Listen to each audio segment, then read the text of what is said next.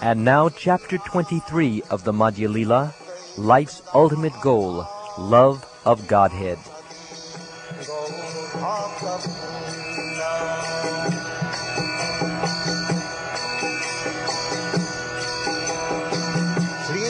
Krishna Chaitanya Prabhu Nityananda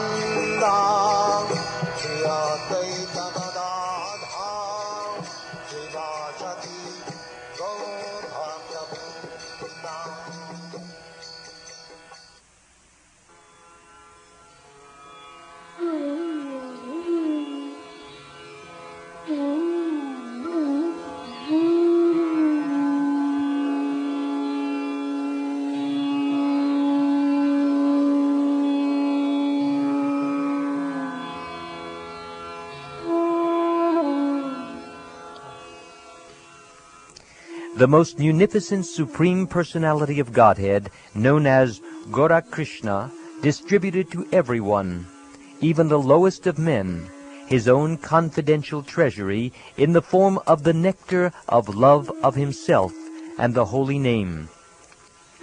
This was never given to the people at any time before. I therefore offer my respectful obeisances unto him.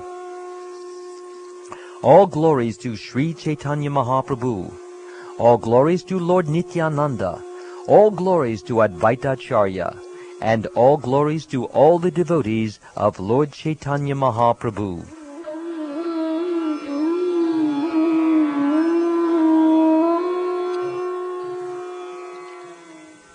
Sri Chaitanya Mahaprabhu continued, Now hear, O Sanatan, about the result of devotional service, which is love of Godhead, life's ultimate goal. If one hears this description, he will be enlightened in the transcendental mellows of devotional service. When affection for Krishna becomes deeper, one attains love of Godhead in devotional service. Such a position is called Sthayi Bhav, permanent enjoyment of the mellows of devotional service to Krishna. When devotional service is situated on the transcendental platform of pure goodness, it is like a ray of the sunlight of love for Krishna. At such a time, devotional service causes the heart to be softened by various tastes, and it is called bhav, or emotion. Bhav has two different symptoms, constitutional and marginal. Now, my dear Sanatan, listen to the symptoms of love. When that bhav softens the heart completely, becomes endowed with a great feeling of possessiveness in relation to the Lord, and becomes very much condensed and intensified, it is called prem, or love of Godhead, by learned scholars. When one develops an unflinching sense of ownership or possessiveness in relation to Lord Vishnu, or in other words, when one thinks Vishnu and no one else to be the only object of love, such an awakening is called bhakti, or devotion, by exalted persons like Bhishma, Prahlad, Uddhava, and Narad. If by good fortune a living entity develops faith in Krishna, he begins to associate with devotees. When one is encouraged in devotional service by the association of devotees, one becomes free from all unwanted contamination by following the regulative principles and chanting and hearing. When one is freed from all unwanted contamination, he advances with firm faith. When firm faith in devotional service awakens, a taste for hearing and chanting also awakens. After taste is awakened, a deep attachment arises, and from that attachment, the seed of love for Krishna grows in the heart. When that ecstatic emotional stage intensifies, it is called love of Godhead. Such love is life's ultimate goal and the reservoir of all pleasure.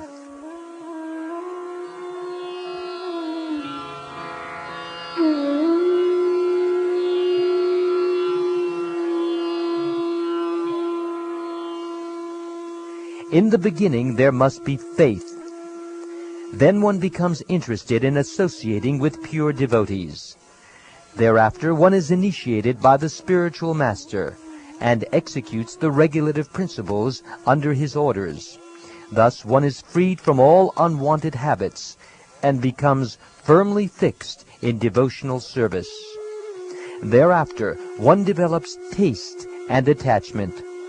This is the way of sadhana bhakti, the execution of devotional service according to the regulative principles. Gradually, emotions intensify, and finally there is an awakening of love. This is the gradual development of love of Godhead for the devotee interested in Krishna consciousness.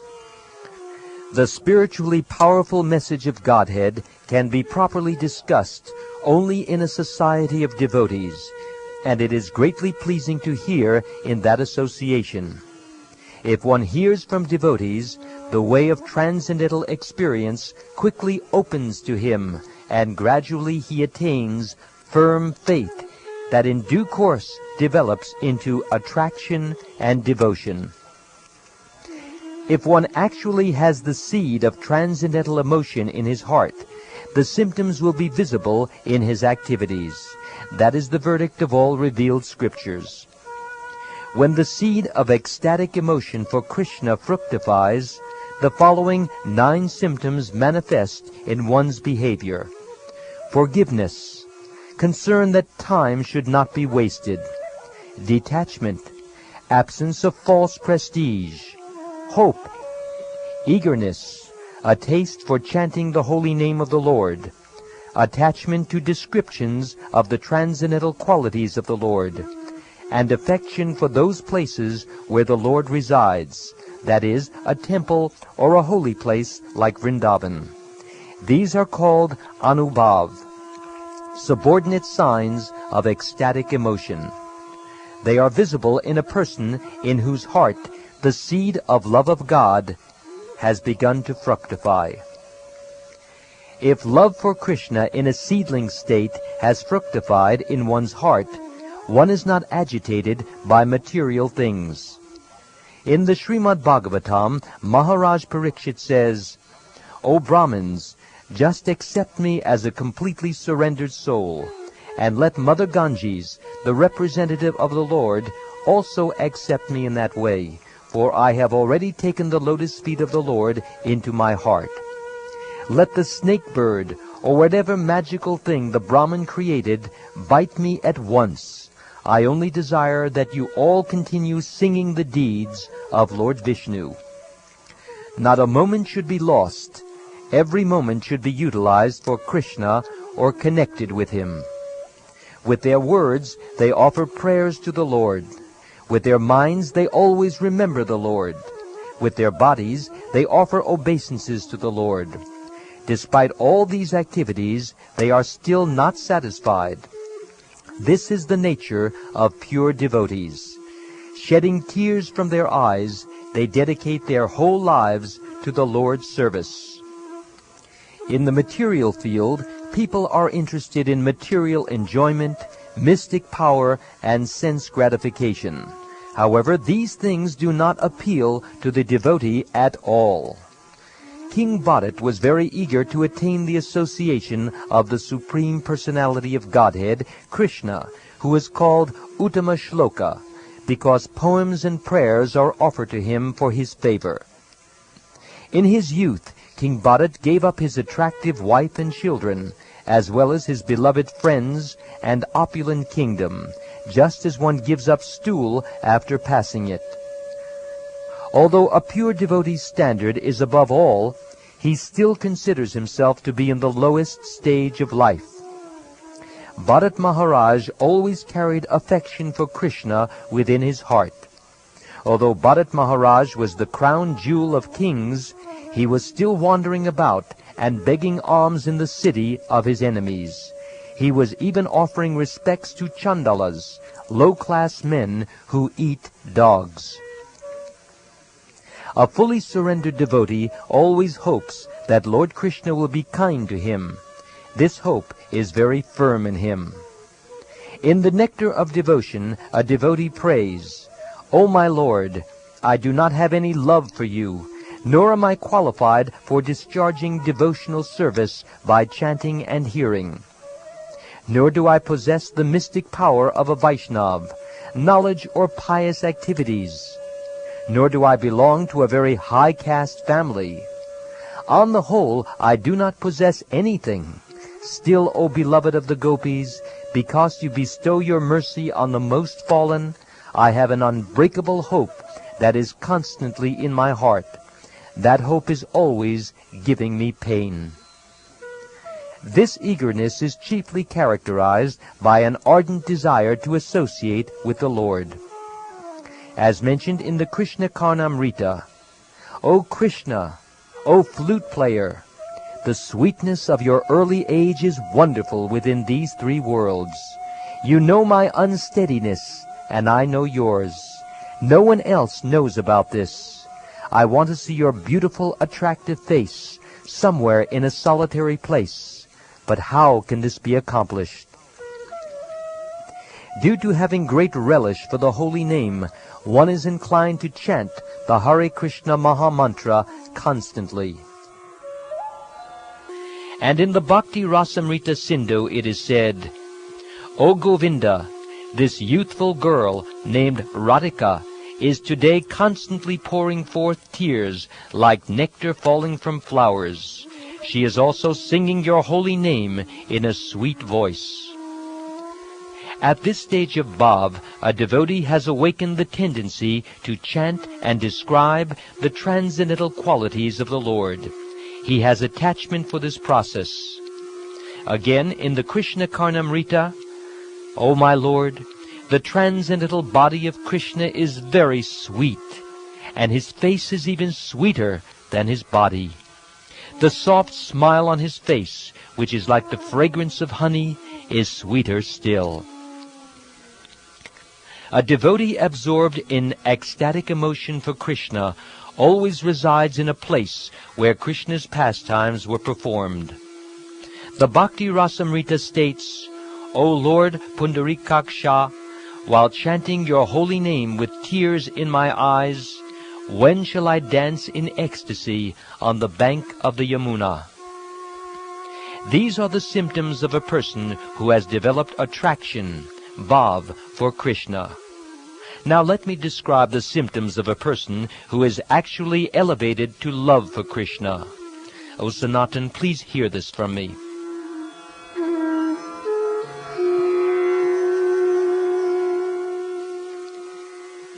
Even the most learned men cannot understand the words, activities, and symptoms of a person situated in love of Godhead. Even a most learned scholar cannot understand the activities and symptoms of an exalted personality in whose heart love of Godhead has awakened. When a person is actually advanced and takes pleasure in chanting the holy name of the Lord, who is very dear to him, he is agitated and loudly chants the holy name. He also laughs, cries, becomes agitated, and chants just like a madman, not caring for outsiders. Love of Godhead increases and is manifest as affection, counter-love, love, attachment, sub-attachment, ecstasy, and sublime ecstasy. This development is compared to sugarcane seeds, sugarcane plants, sugarcane juice, molasses, crude sugar, refined sugar, sugar candy, and rock candy. Just as the taste of sugar increases as it is gradually purified, one should understand that when love of Godhead increases from rati, which is compared to the beginning seed, its taste increases. According to the candidate possessing these transcendental qualities, there are 5 transcendental mellows: neutrality, servitorship, friendship, parental love, and conjugal love. These 5 transcendental mellows exist permanently. The devotee may be attracted to one of these mellows, and thus he becomes happy. Krishna also becomes inclined towards such a devotee and comes under his control.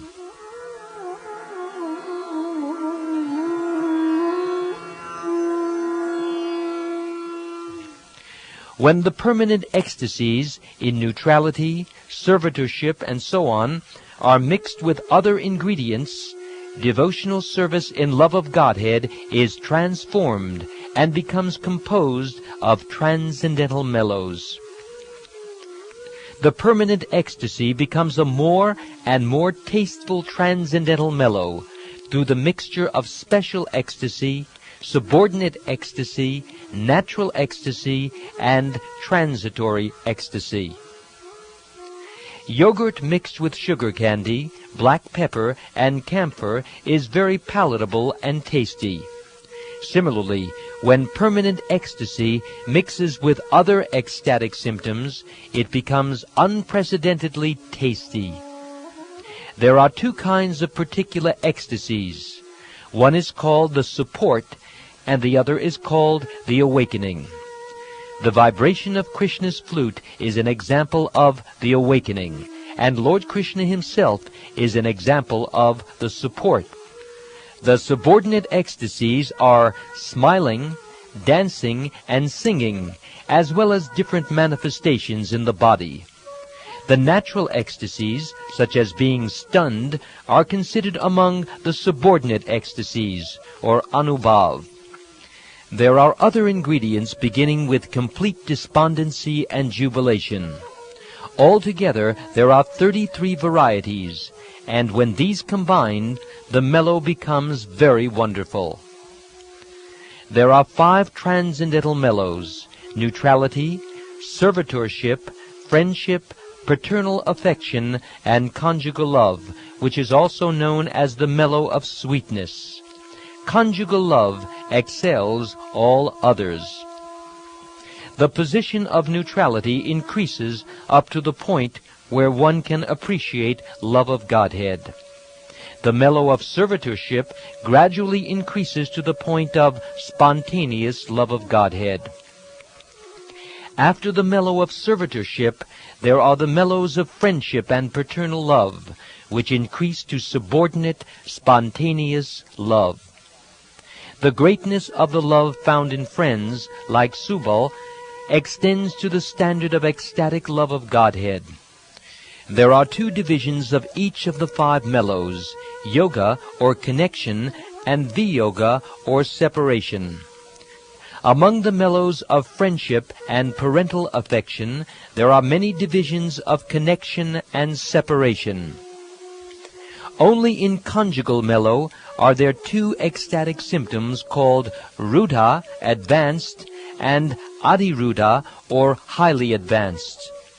The advanced ecstasy is found among the queens of Dwarka, and the highly advanced ecstasies are found among the gopis. Highly advanced ecstasy is divided into 2 categories, madan and mohan. Meeting together is called madan, and separation is called mohan. On the madan platform, there are kissing and many other symptoms, which are unlimited. In the mohan stage, there are 2 divisions, udgurna, or unsteadiness, and chitra jalpa, or varieties of mad emotional talks. Mad emotional talks include 10 divisions, called prajalpa and other names. An example of this is the 10 verses spoken by Srimati Radharani called Song to the Bumblebee.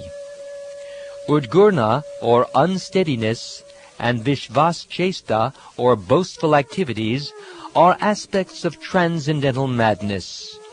In separation from Krishna, one experiences the manifestation of Krishna, and one thinks oneself to be Krishna. In conjugal love, there are 2 departments, meeting and separation. On the platform of meeting, there are unlimited varieties that are beyond description.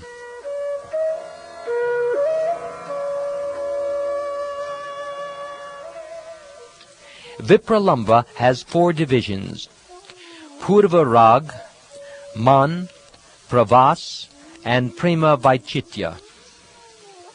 Of the 4 kinds of separation, 3, Purva Rag, Pravas, and Man, are celebrated in Srimati Radharani and the gopis.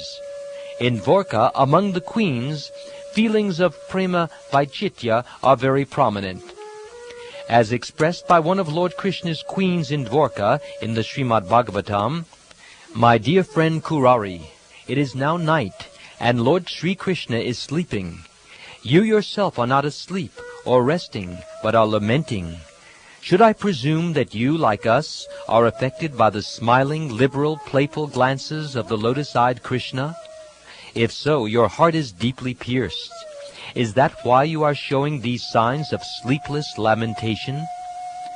Lord Krishna, the Supreme Personality of Godhead, who appeared as the son of Nanda Maharaj, is the supreme hero in all dealings. Similarly, Srimati Radharani is the topmost heroine in all dealings. Krishna is the Supreme Personality of Godhead himself, and he is the crown jewel of all heroes. In Krishna, all transcendental good qualities are permanently situated. The transcendental goddess Srimati Radharani is the direct counterpart of Lord Sri Krishna. She is the central figure for all the goddesses of fortune. She possesses all the attraction to attract the all-attractive personality of Godhead. She is the primeval internal potency of the Lord. The transcendental qualities of Lord Krishna are unlimited. Out of these, 64 are considered prominent. The ears of the devotees are satisfied simply by hearing all these qualities one after the other.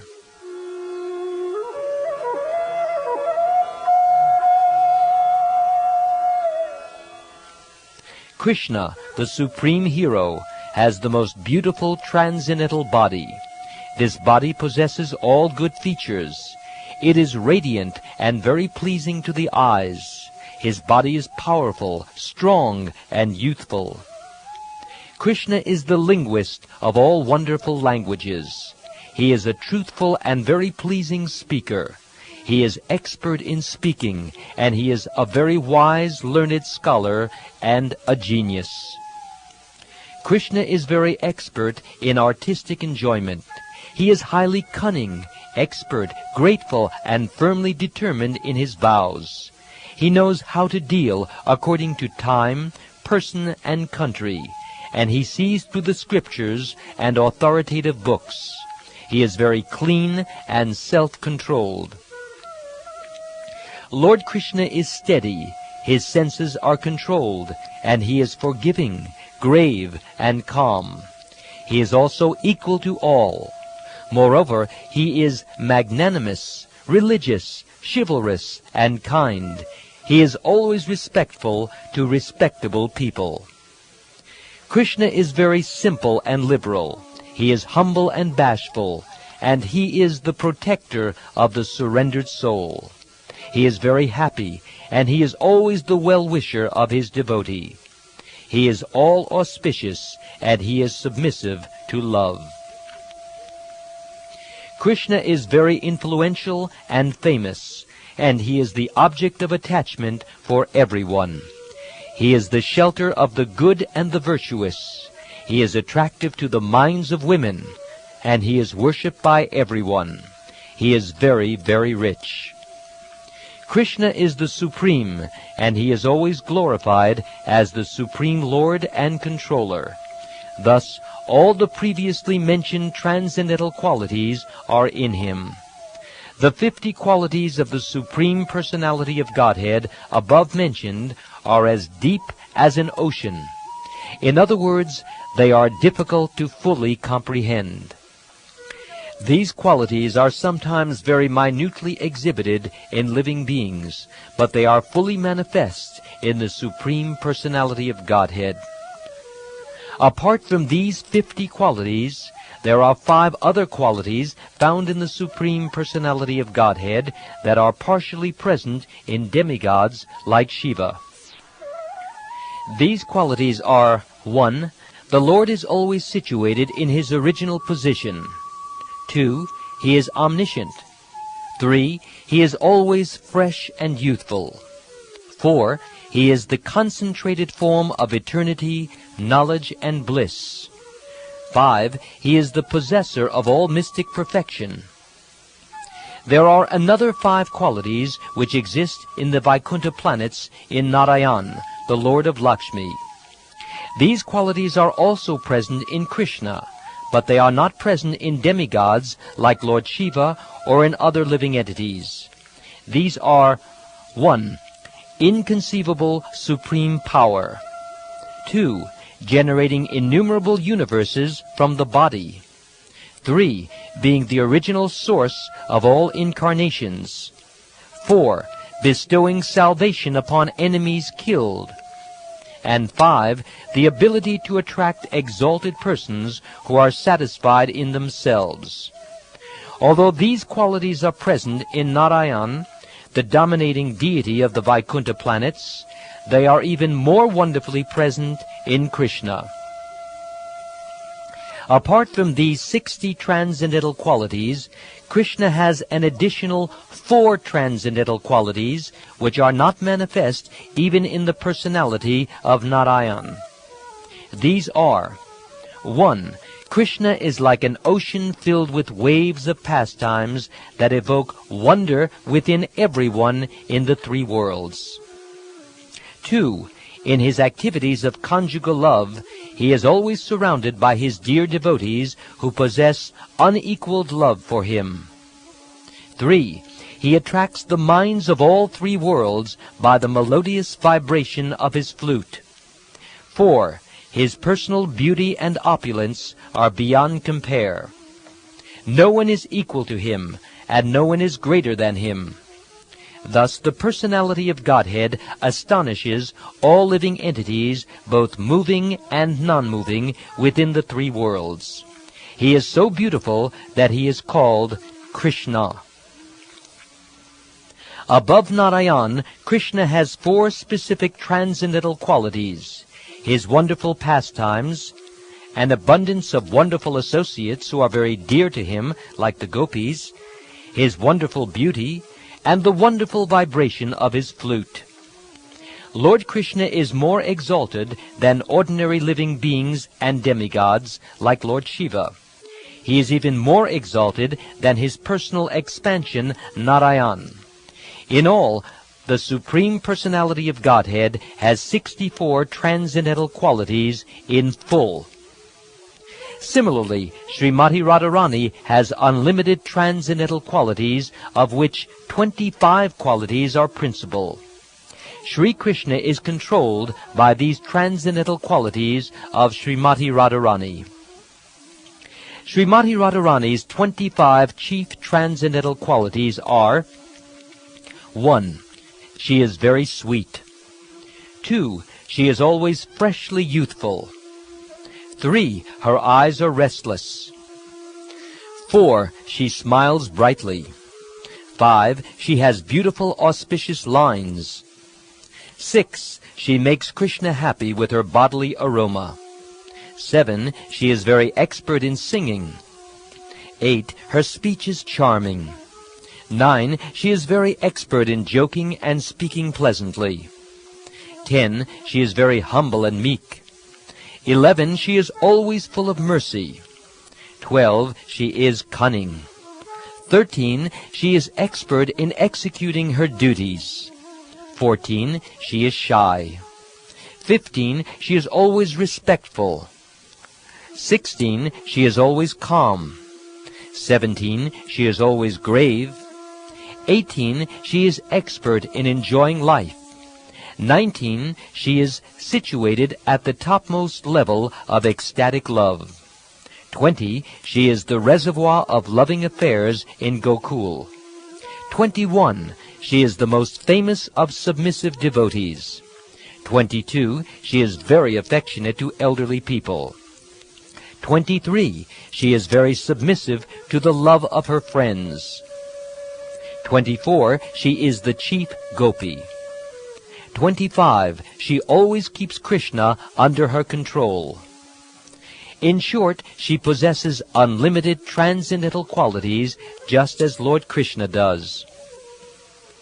The basis of all transcendental mellows is the hero and the heroine, and Srimati Radharani and Lord Krishna, the son of Maharaj Nanda, are the best. Just as Lord Krishna and Srimati Radharani are the object and shelter of the mellow of conjugal love, so in the mellow of servitorship, Krishna, the son of Maharaj Nanda, is the object, and servants like Chitrak, Raktak, and Patrak are the shelter. Similarly, in the transcendental mellow of friendship, Lord Krishna is the object, and friends like Sridham, Sudama, and Subal are the shelter. In the transcendental mellow of paternal affection, Krishna is the object, and Mother Yashoda and Maharaj Nanda are the shelter. Now hear how the mellows appear, and how they are realized by the devotees on different transcendental platforms. Those who are completely washed of all material contamination by pure devotional service, who are always satisfied and brightly enlightened in the heart, who are always attached to understanding the transcendental meaning of Srimad Bhagavatam, who are always eager to associate with advanced devotees, whose happiness in the service of the lotus feet of Govinda is their very life, who always discharge the confidential activities of love. For such advanced devotees, who are by nature situated in bliss, the seed of love, or rati, is expanded in the heart by previous and current reformatory processes.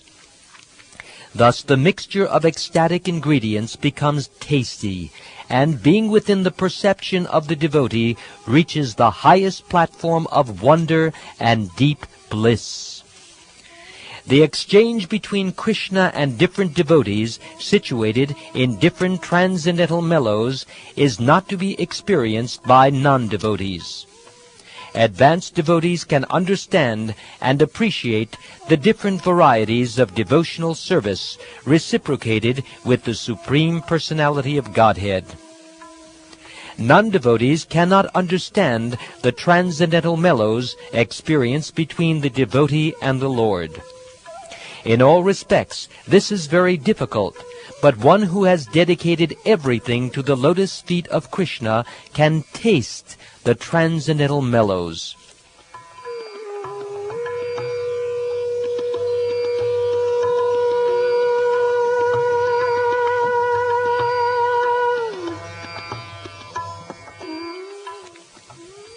This brief description is an elaboration of the ultimate goal of life.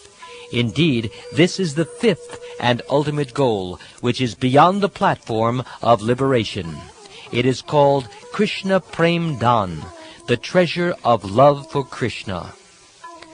Previously, I empowered your brother Rupa Goswami to understand these mellows. I did this while instructing him at the Dashashvamedha Ghat in Prayag. O Sanatan, you should broadcast the revealed scriptures on devotional service and excavate the lost places of pilgrimage in the district of Mathura. Establish devotional service to Lord Krishna and Radharani in Vrindavan. You should also compile bhakti scripture and preach the bhakti cult from Vrindavan. Sri Chaitanya Mahaprabhu then told Sanatan Goswami about proper renunciation according to a particular situation, and the Lord forbade dry renunciation and speculative knowledge in all respects. As Lord Krishna said in the Bhagavad Gita, one who is not envious, but who is a kind friend to all living entities, who does not think himself a proprietor, who is free from false ego, equal in both happiness and distress, always satisfied, forgiving, and self-controlled, who is engaged in devotional service with determination, and whose mind and intelligence are dedicated to me, he is very dear to me.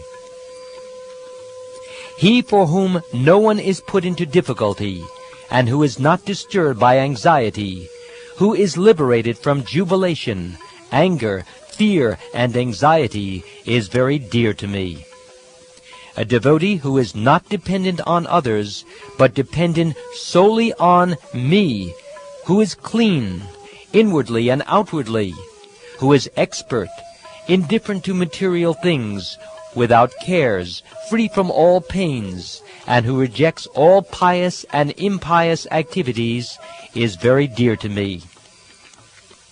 One who neither rejoices nor hates, who neither laments nor desires, who renounces both auspicious and inauspicious things, and who is devoted to me, is very dear to me. One who is equal to friends and enemies, who is equipoised in honor and dishonor, heat and cold, happiness and distress, fame and infamy, who is always free from contamination, always grave and satisfied with anything, who doesn't care for any residence, and who is fixed in devotional service, is very dear to me.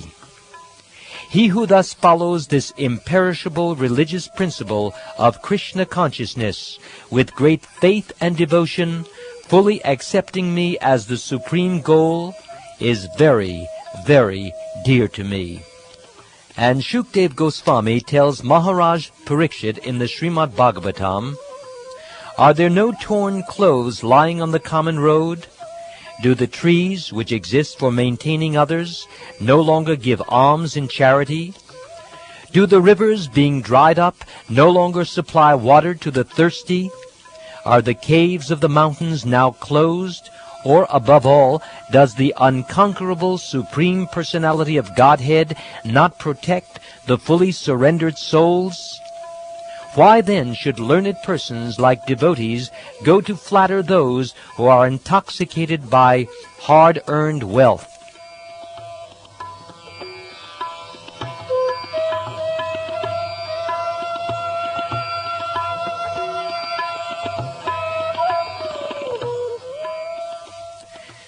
Thus Sanatan Goswami inquired from Sri Chaitanya Mahaprabhu about all the conclusive statements concerning devotional service, and the Lord very vividly explained all the confidential meanings of Srimad Bhagavatam. In the revealed scripture Hari Vamsha, there is a description of Goloka Vrindavan, the planet where Lord Sri Krishna eternally resides. This information was given by King Indra when he surrendered to Krishna and offered prayers after Krishna had raised Govardhan Hill. Illusory stories opposed to the conclusions of Krishna consciousness concern the destruction of the Yadu dynasty, Krishna's disappearance, the story that Krishna and Balaram arise from a black hair and a white hair of Kshirodakshayi Vishnu, and the story about the kidnapping of the queens. Sri Chaitanya Mahaprabhu explained to Sanatan Goswami the proper conclusions of these stories. Sanatan Goswami then humbly accepted his position as lower than a piece of straw, and symbolically holding some straw in his mouth, he fell down, clasped the lotus feet of Sri Chaitanya Mahaprabhu, and submitted the following petition. "My dear Lord, I am a very low-born person. Indeed, I am a servant to low-born persons. Therefore, I am very, very downtrodden. Nonetheless, you have taught me conclusions unknown even to Lord Brahma. The conclusions that you have told me are the ocean of the ambrosia of truth. My mind is unable to approach even a drop of that ocean. If you want to make a lame man like me dance, kindly bestow your transcendental blessings by keeping your lotus feet on my head. Now will you please tell me, let whatever I have instructed all be fully manifest in you. By benedicting me in this way, you will give me strength to describe all this." Sri Chaitanya Mahaprabhu then placed his hand on Sanatan Goswami's head and benedicted him, saying, "Let all these instructions be manifest to you."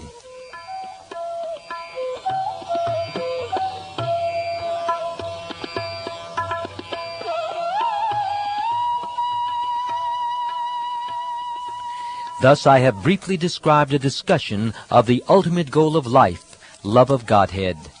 The mercy of Sri Chaitanya Mahaprabhu cannot be described expansively. Whoever hears these instructions given to Sanatan Goswami by the Lord comes very soon to realize love of God or Krishna. Praying at the lotus feet of Sri Rupa and Sri Raghunath, always desiring their mercy, I, Krishnadas, narrate Sri Caitanya-caritamrta, following in their footsteps.